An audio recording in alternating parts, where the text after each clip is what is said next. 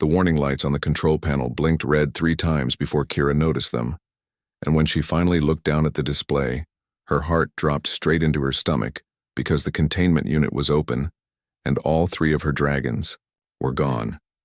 She stood frozen for several seconds, staring at the empty chamber where Ember, Ash and Cinder were supposed to be sleeping safely during the docking procedure, and her mind raced through every possible disaster that could happen when 3 juvenile star dragons wandered loose on a station full of beings who had never seen their species before.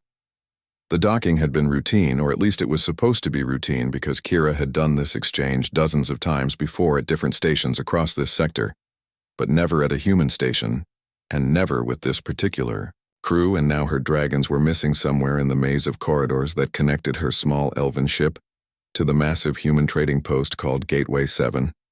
Her fingers moved across the controls, pulling up the security feeds from her ship, and she watched the recording from 20 minutes ago, when the containment unit's magnetic seal had somehow deactivated, and the door had slid open just wide enough for 3 curious young dragons to squeeze through.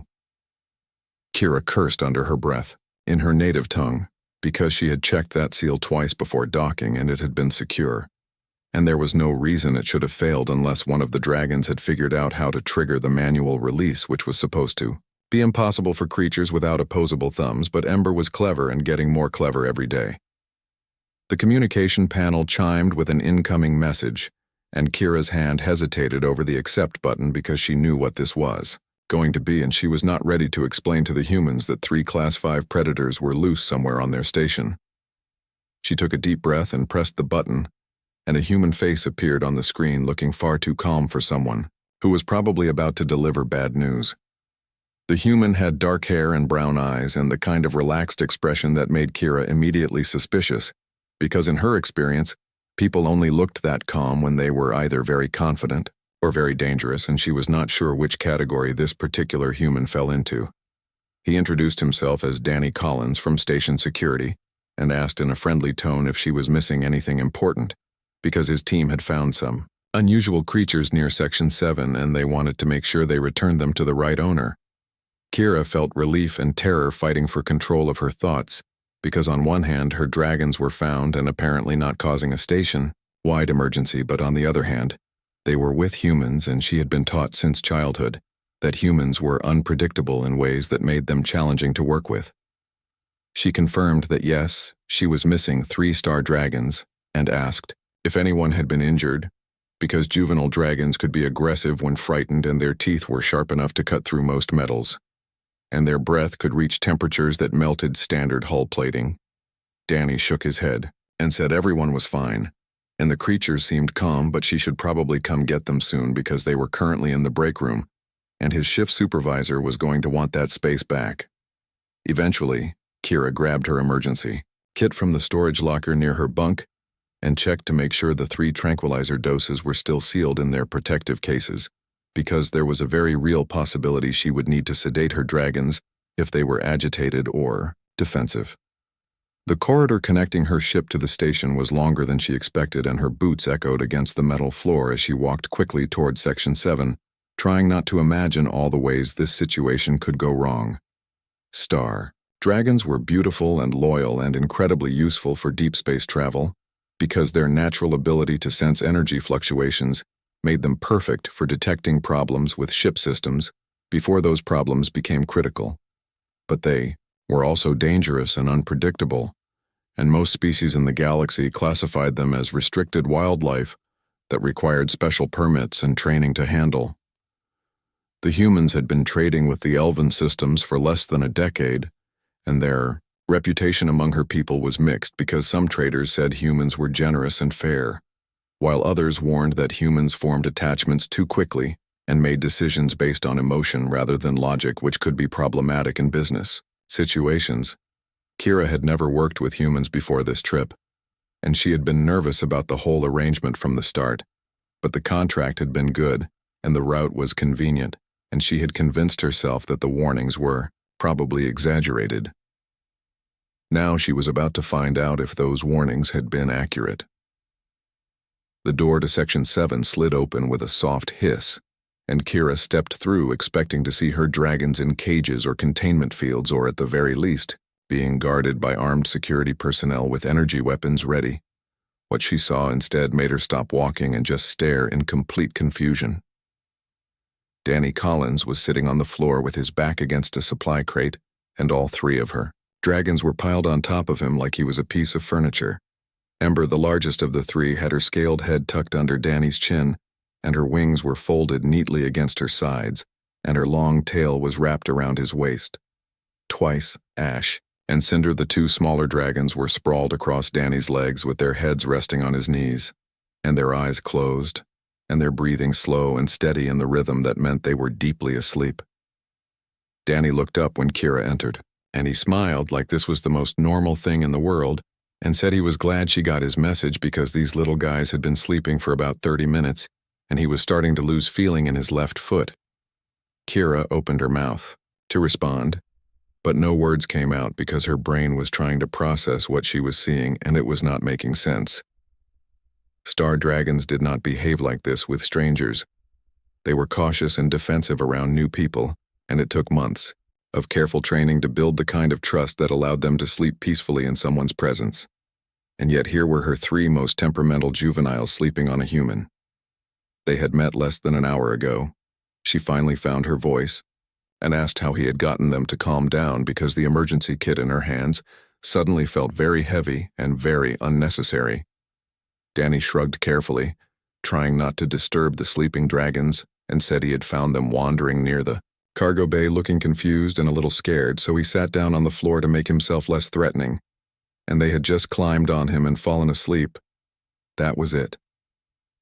No special technique or training, just a human, sitting quietly on the floor, and three dangerous predators deciding he was safe enough to sleep on.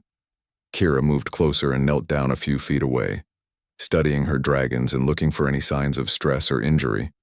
But they looked completely relaxed, and Ember was even making the soft chirping sounds she only made when she felt safe and content. She reached out slowly and touched Ember's wing, and the dragon stirred slightly but did not wake.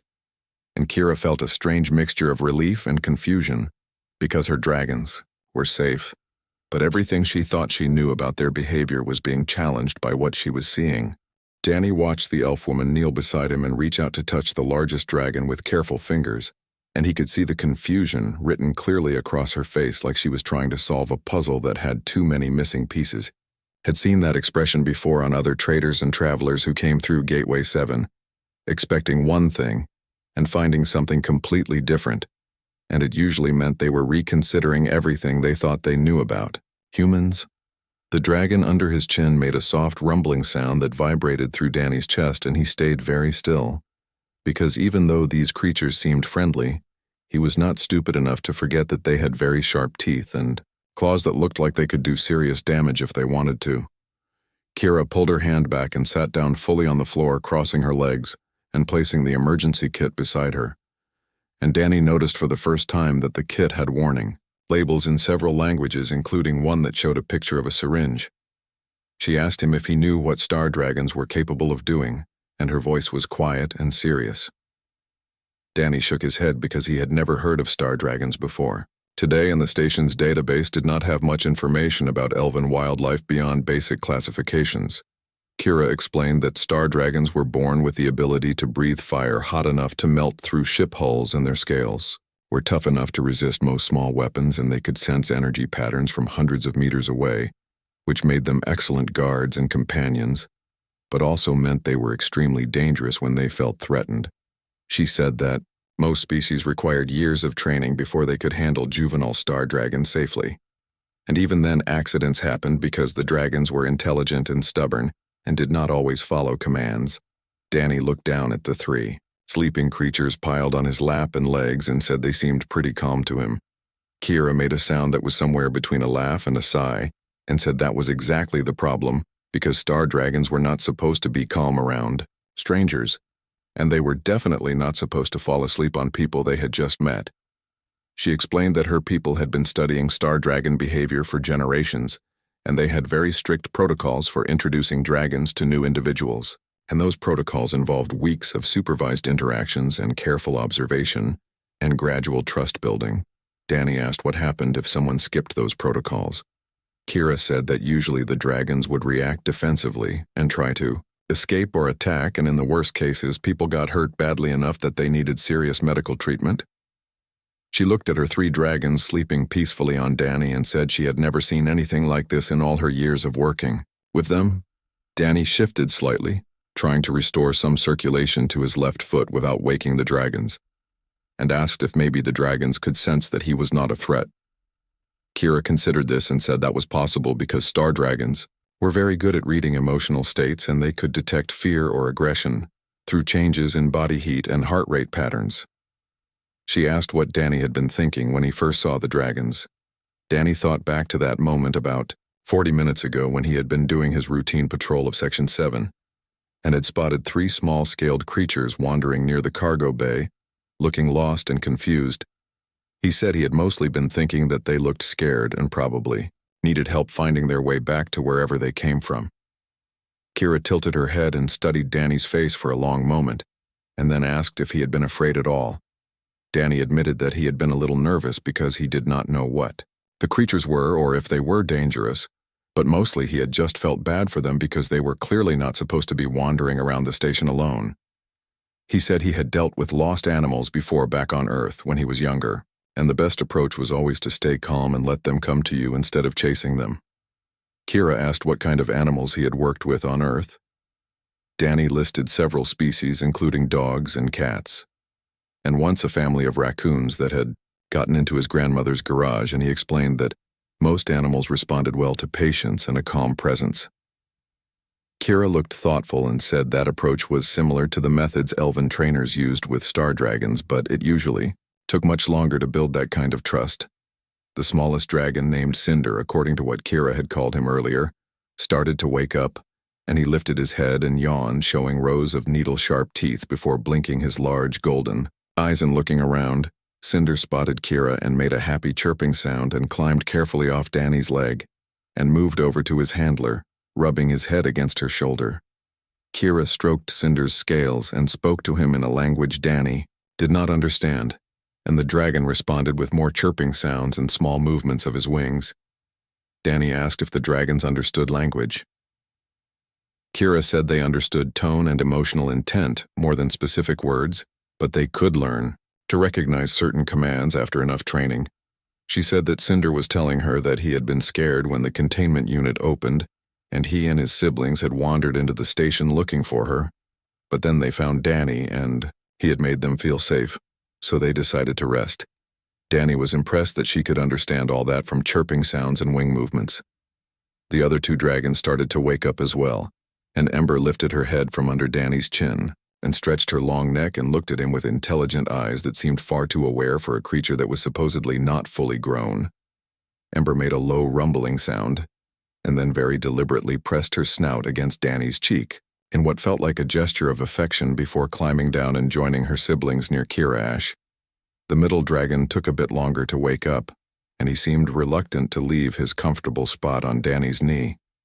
But eventually he stretched and yawned and moved over to the others. Danny slowly got to his feet and winced as feeling returned to his legs in sharp tingles, and he flexed his ankles and stamped his feet a few times to get the blood flowing again. Kira stood as well, gathering her 3 dragons close, and she looked at Danny with an expression that was difficult to read. She said she needed to ask him something important, and Danny nodded and waited. Kira asked if Danny would be willing to meet with her again tomorrow because she wanted to understand why her dragons had reacted to him the way they did, and she thought it might be important for future relations between humans and her people. Danny said he would be happy to meet again and asked if she needed help getting the dragons back to her ship. Kira smiled for the first time since entering the room and said that would be appreciated, because the dragons were calm now, but they had a tendency to get distracted by interesting smells and sounds. Danny led the way, back through the corridors toward the docking bay, and the 3 dragons followed close behind Kira, occasionally stopping to sniff at interesting vents or panels, but always staying within sight of their handler. As they walked, Danny noticed that Ember kept glancing back at him, and once she even chirped softly, and Kira translated without being asked, saying that Ember was telling the others that Danny was a friend. That single word made Danny feel something warm in his chest because being Called a friend by a dangerous predator from another world seemed like a pretty good way to end his shift. The next morning, Danny arrived at the docking bay 15 minutes early, carrying a container of fresh fruit from the station's hydroponics section, because he had spent half the night researching elven dietary preferences and figured bringing food was a universal gesture of friendship. Kira was already there waiting beside her ship, and the 3 dragons were perched on various surfaces around her, like scaled sentinels. And when Ember spotted Danny, she made an excited trilling sound and launched herself into the air. Danny barely had time to brace himself before the dragon landed on his shoulder and wrapped her tail around his arm for balance, and she rubbed her head against his neck, making happy chirping noises. Kira laughed and said that Ember had been watching the docking bay entrance for the past hour waiting for Danny to arrive, and the other 2 dragons had been getting jealous of her excitement. Ash and Cinder flew over as well, though they were more cautious, and they circled Danny a few times before landing on his other shoulder and his head respectively. And Cinder seemed particularly interested in the container Danny was holding. Danny offered the fruit to Kira and explained that he had brought it as a gift, and she accepted it with a warm smile, and said that humans clearly understood hospitality better than her people had given them credit for.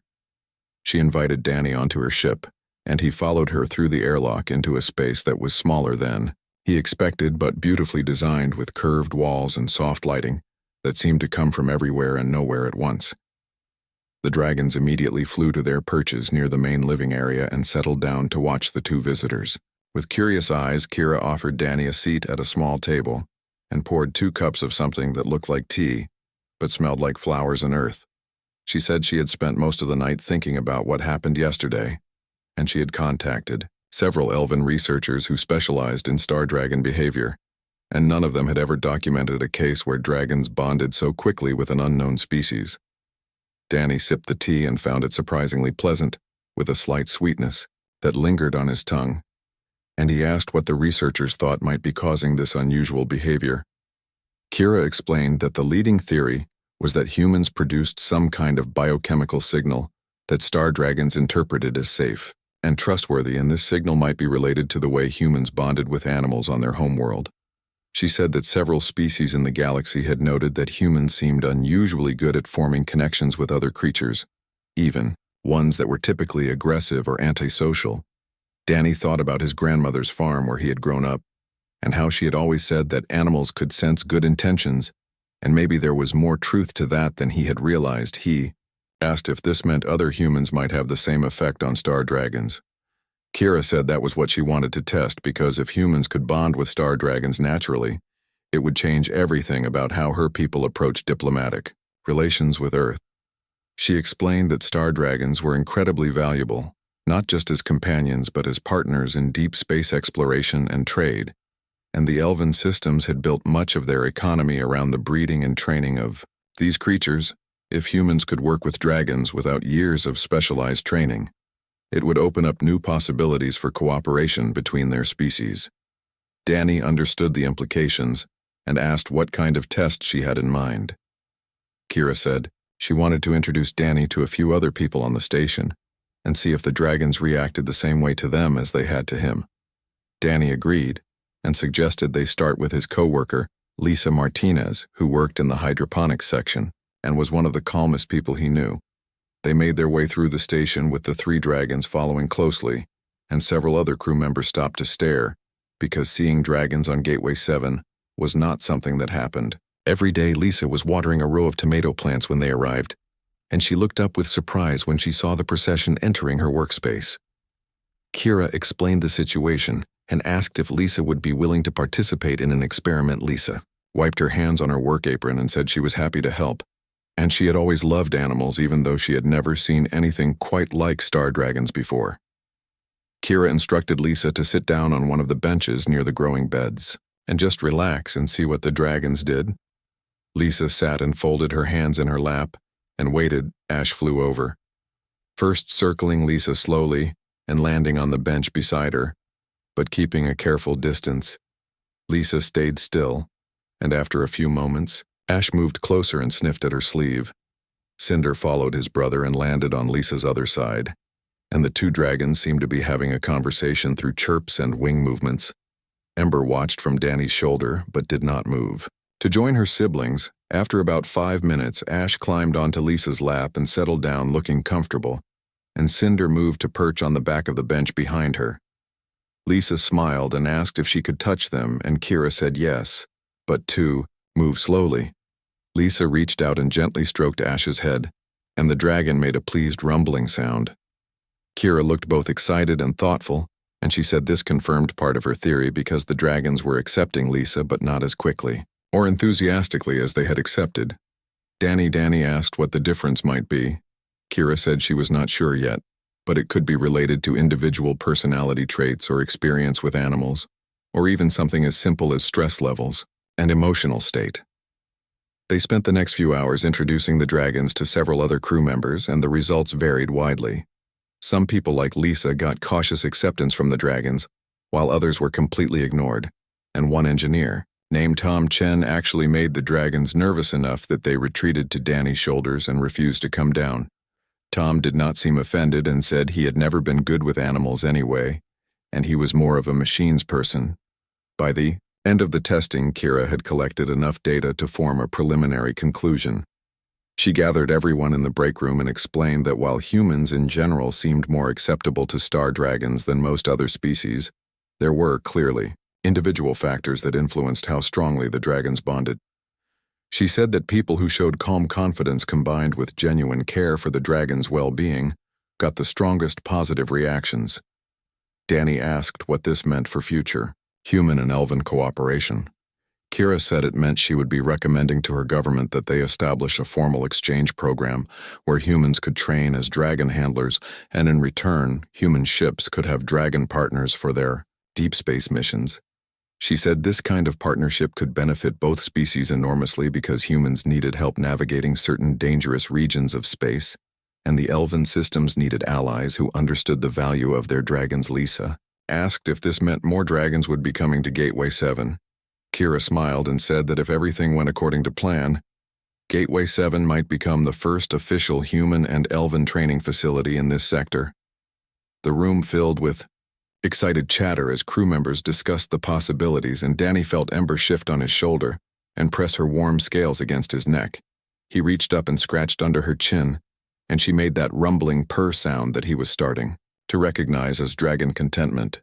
Kira caught his eye across the room and mouthed the words, "Thank you." Danny nodded because he understood that something important had started here, and it had begun with 3 scared dragons finding an unexpected friend in a station corridor. 3 weeks after the initial incident, Kira received approval from the Elven Council to begin a pilot training program, and she arrived at Gateway 7 with 5 additional dragons and 2 other handlers named Vera and Nico, who were both curious and nervous about working with humans. Danny had been promoted to coordinator of the new program, which meant he spent most of his time organizing schedules and matching potential handlers with dragons, and learning more about dragon care than he ever thought possible.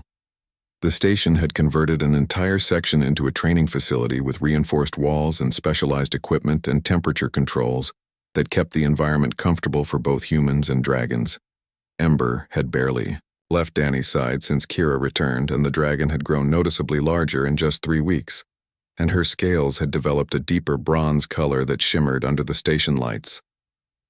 Kira explained that dragons grew quickly when they felt secure and happy, and Ember's rapid development was a sign that she had fully bonded with Danny. The first group of human trainees consisted of 12 crew members who had volunteered for the program, and they came from various departments including security, engineering, medical, and even food services.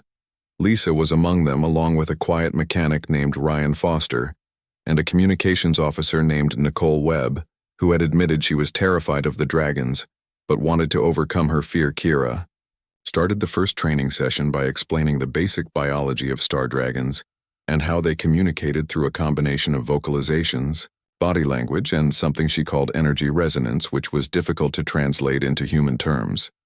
She said that dragons could sense the electromagnetic fields produced by living beings, and they used this ability to read emotions and intentions. Vera demonstrated by having her dragon, a sleek green female named Jade, perform several complex maneuvers while she explained what signals she was sending through her posture and breathing. The human trainees watched with fascination, and several of them took detailed notes. Nico brought out his dragon, a massive dark blue male named Storm, who was older than the juveniles and had a more intimidating presence, and he showed how experienced handlers could work with dragons in combat situations. Storm moved through a series of defensive positions and practice attacks that were clearly choreographed but still impressive enough to make several trainees step back nervously. Nicole looked particularly pale, and Danny noticed her hands shaking slightly.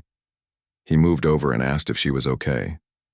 Nicole said she was fine, but her voice was tight and unconvincing. Kira noticed the exchange and called for a break, and she pulled Nicole aside for a private conversation, while the other trainees spread out to examine the equipment and ask questions.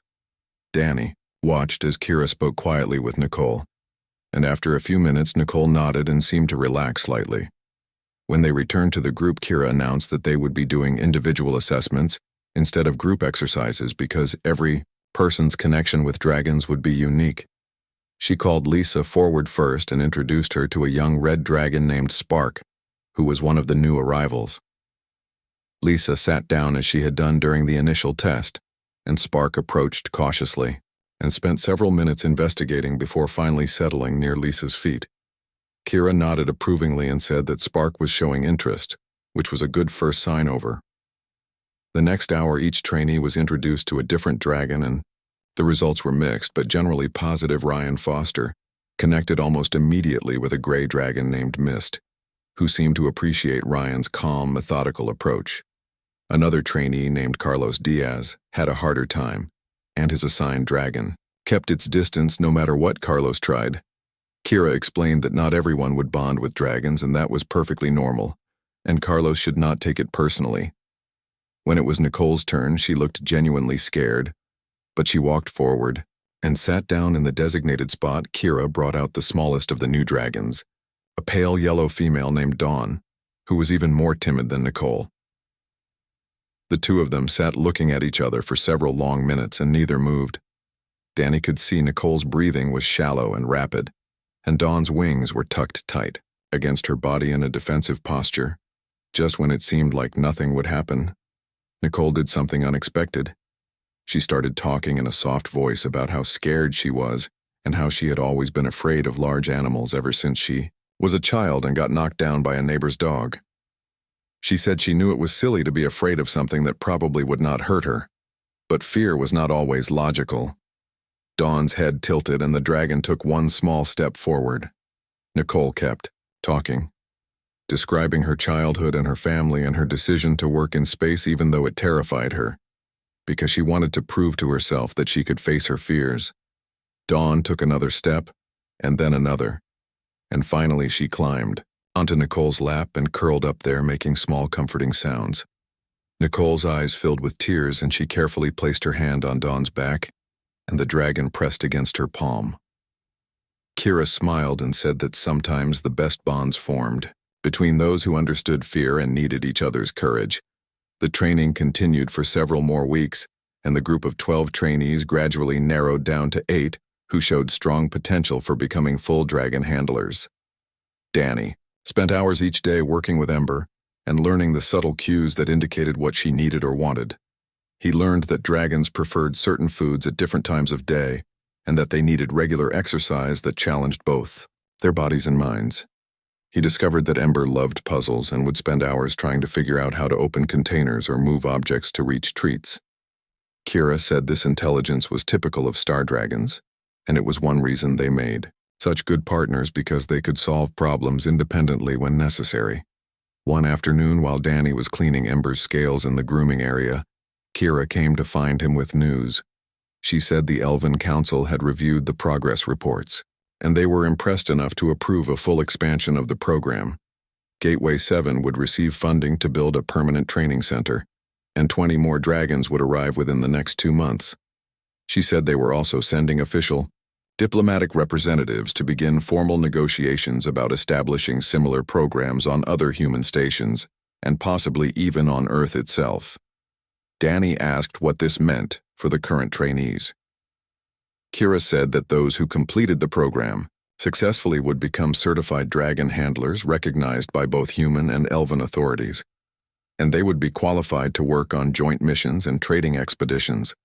She said that Lisa, Ryan, and Nicole were all progressing well, and would likely be among the first humans to receive official certification. Danny felt proud of his fellow crew members, and grateful that he had been part of something that was bringing two species closer. Together, Ember nudged his hand with her snout demanding attention, and Danny laughed and went back to grooming her scales. Kira sat down nearby and watched them work in comfortable silence for a while before speaking again. She said that, when she first came to Gateway 7, she had been taught that humans were too unpredictable to be trusted as partners, and too emotional to handle the responsibility of working with star dragons. She said she had been wrong, and her people had been wrong. And sometimes, being wrong was the first step toward finding something better. Danny said that humans had their own misconceptions about other species, and learning to see past those assumptions was probably something everyone needed to practice. Kira agreed and said that was exactly why programs like this mattered, because they forced people to confront their prejudices and discover that different did not mean incompatible. Ember stretched and yawned, showing all her sharp teeth before settling down with her head on Danny's knee, clearly ready for a nap. Danny stroked her neck and felt the warmth of her scales and the steady rhythm of her breathing. And he thought about how strange and wonderful it was that a chance encounter with 3 lost dragons had changed so many lives, including his own. 6 months had passed since the program began, and Gateway 7 had transformed into something that looked more like a thriving community than a simple trading station, and everywhere Danny walked, he saw dragons perched on shoulders or flying. Through the specially designed corridors that connected the training center to the rest of the facility, Ember had grown to nearly twice her original size, and her wingspan now stretched almost 3 meters when fully extended, and she had developed the ability to breathe short, controlled bursts of flame, which she demonstrated with obvious pride whenever someone new visited the training center.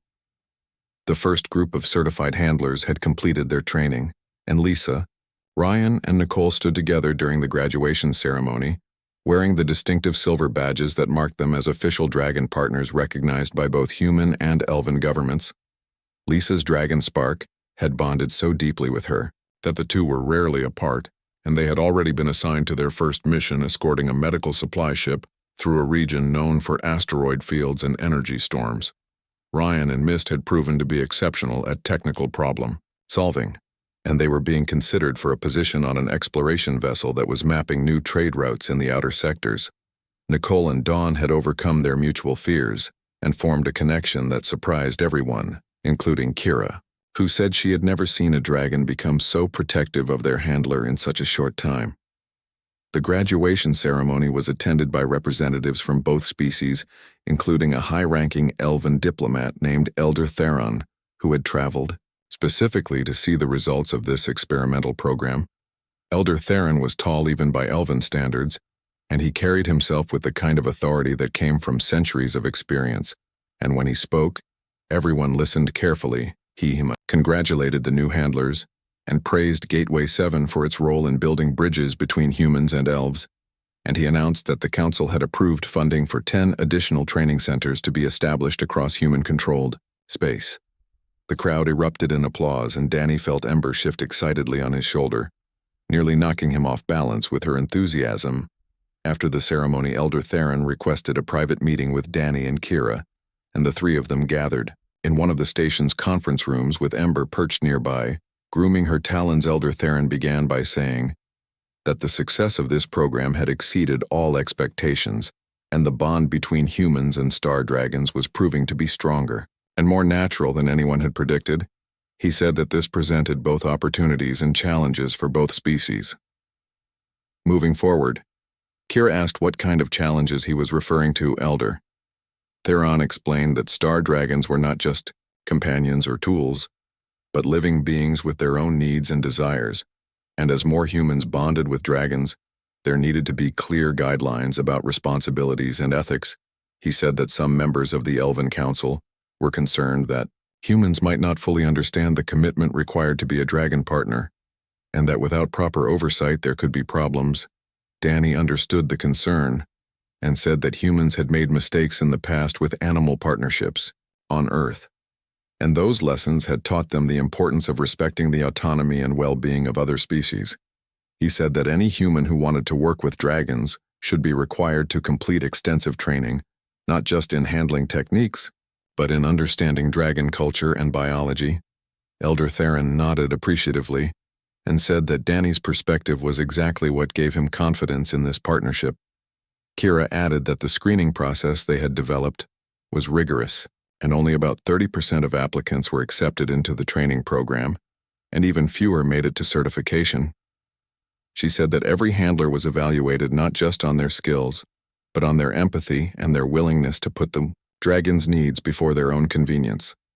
Elder Theron said he was satisfied with what he had seen, and he would report back to the council that the program should continue to expand with the current safety measures in place. He stood to leave, but paused at the door and turned back to Danny with a curious expression. He asked how Danny had known to sit still and wait when he first encountered the 3 lost dragons, instead of trying to capture them or call for backup. Danny thought about it and said he supposed it was instinct combined with something his grandmother had taught him when he was young, about treating animals with the same respect you would want for yourself. He said she used to tell him that every creature was just trying to survive and find comfort in a complicated world, and if you remembered that, it was easier to be patient. And kind Elder Theron smiled and said that wisdom like that was rare in any species, and it was exactly why humans and dragons were such a good match. After he left, Kira let out a long breath and said she had been nervous about that meeting, because Elder Theron's opinion carried significant weight with the council. Danny said he had been nervous too, but mostly he had just tried to be honest about his thoughts and feelings. Ember flew over and landed on the table between them, and she made a series of chirping sounds that Kira translated as the dragon saying she was hungry and wanted to know if they were done with the boring talking yet. They both laughed, and Danny pulled some dried meat from his pocket and offered it to Ember, who snatched it eagerly and swallowed it in one gulp. Kira said she had something she wanted to discuss with Danny, and her tone was more serious than usual. She explained that her assignment at Gateway 7 was officially ending in 2 weeks, and she would be returning to the Elven homeworlds to help set up training programs. There, Danny felt a sudden heaviness in his chest because over the past months Kira had become not just a colleague, but a genuine friend, and the thought of her leaving was harder than he expected. She must have seen something in his expression because she quickly added that she had requested permission to return to Gateway 7 periodically to check on the program's progress, and the council had approved her request. She said she would be back every few months and they could continue working together, even if they were not on the same station full time. Danny said he would miss having her around, but he understood that her expertise was needed elsewhere, and he was glad she would still be involved with the program. Kira smiled and said she would miss him too, and she would especially miss watching him and Ember together because their bond had become something of a legend among elven dragon handlers. She said there were already stories being told in elven academies about the human who befriended 3 lost dragons by simply sitting still and being kind. Danny felt embarrassed by the attention, but Ember seemed to preen at the mention of their fame, and she puffed out her chest proudly. The next 2 weeks passed quickly with final preparations and paperwork and emotional goodbyes as Kira prepared to leave. On her last day, the entire station gathered in the docking bay to see her off, and dozens of dragons flew in formation overhead while their handlers stood at attention. Kira gave a short speech, thanking everyone for their dedication and friendship, and she promised to return soon to see how much the program had grown. When she hugged Danny goodbye, Ember made a sad crooning sound and nuzzled against Kira's shoulder, clearly understanding that this was a farewell. Kira scratched under Ember's chin one last time and told Danny to take good care of his dragon, and to remember that partnerships worked both ways. Danny promised he would, and he stood watching as Kira's ship detached from the station and slowly accelerated into the darkness of space. Ember settled on his shoulder and wrapped her tail around his arm, and together they stood there until the ship disappeared from view. Later that evening, Danny sat in his quarters reviewing applications from the next group of potential trainees, and Ember dozed on her perch nearby, occasionally making small sounds in her sleep. He thought about how much had changed since that day 6 months ago, when 3 scared dragons had wandered into his patrol route, and how a simple act of patience had led to something bigger than he ever imagined.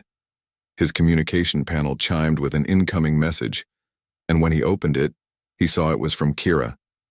Already checking in from her journey, she said she had been thinking about their conversation with Elder Theron and about the future of human and elven cooperation, and she believed they were just at the beginning of something truly special.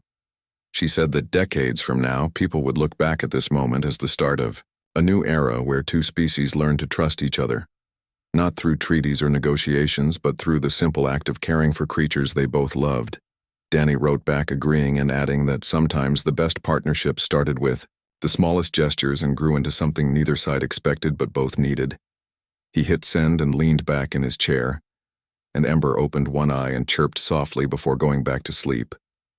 Danny smiled and closed his own eyes and let himself imagine all the possibilities that lay ahead for humans and dragons and the friendship that had made it all possible.